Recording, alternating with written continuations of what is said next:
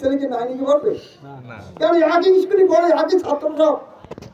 আমার ছেলে ছাত্র, ও ছাত্র ভর্তি দেবেন এখানে?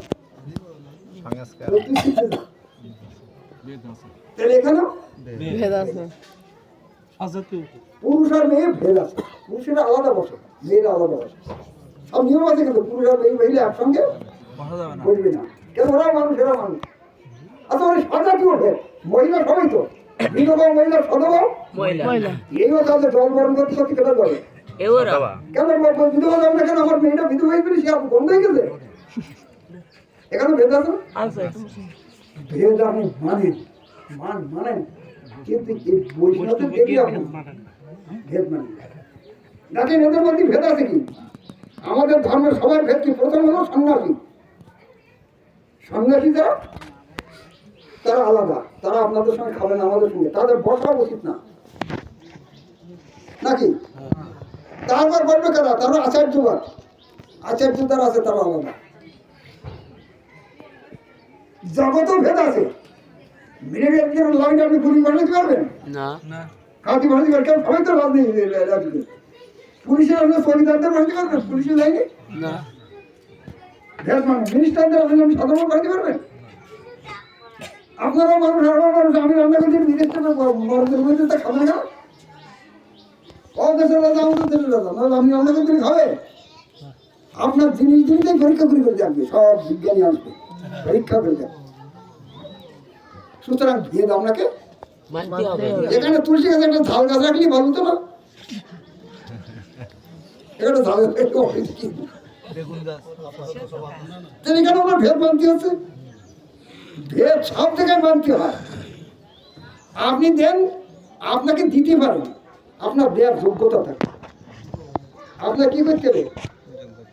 আপনার এই যে অবস্থা, আবার দীক্ষাটার সংস্কার আছে। দীক্ষা আপনি নিয়েছেন কিনা? 500 দীক্ষা আপনার হয়েছে কিনা? আপনি দেখবেন পরে দিয়ে যাচ্ছেন, একটু কাটা দিচ্ছেন, আপনাকে উঁচু করে দিতে, আপনার পথে দিলে তো ও ঘেন্না করে দেবে না, কোনো স্পর্শ না। মহাত্মা প্রণাম করবেন, মহাত্মা আমাদের কালকেন চরণ কেনকে আপনার পা ধরে দেবেন না? কোনো মহাত্মাকে আমি যারা বই তাদের বলতেছি, কোনো মহাত্মার পা স্পর্শ পদস্পর্শ আপনার স্পর্শ না, ভগবান মহাত্মা। সুতরাং কোনো সাধু পদস্পর্শ করবে না। সনাতন গোস্বামী বর্তমান পুরী থাকতেন, তা মহাপ্রভু আছেন সনাতন গোস্বামী সমুদ্রের দ্বারা সনাতন আমার এখানে বিশেষ দৌড় না, দুপুরবেলা গ্রীষ্মকাল। আর আমরা পুরীতে বালি, সব জানেন বালি। এখন অনেকটা পথ দুনিয়াতে এসে পায়ে ফসকা দিয়ে বড় ফসকা। সনাতন তুমি এতটুকু পথ আসলি, তোমার পায়ে ফসকা উঠলো কেন? মাকে জিজ্ঞেস সনাতন এখানে চলে গেল ইতিহাস। সনাতন গোস্বামী বলছেন, প্রভু আমি সোজা বেলা আসি, পায়ে ফসকা উঠতো না। তাই ওই পথে জগন্নাথে ভোগ রান্না করে ওরা অনেকে দেয়। আমার সঙ্গের ছায়া যদি ফসকা জগন্নাথ তো স্বীকার করবে না। আমার ছায়া যদি কোনো যারা রন্ধন করে তাদের গায়ে লাগে, তো আদৌ জগন্নাথ আগেই থাকবে। এই জন্য আমি ভুল যাই, আমার ছায়া দেবো তাদের না। আমাদের ভয় করে, আমাদের মহাত্মা আছেন যারা মহাজন, নাকি? আমাদের বিনোদ বাবা আছে, মহাজন আছে।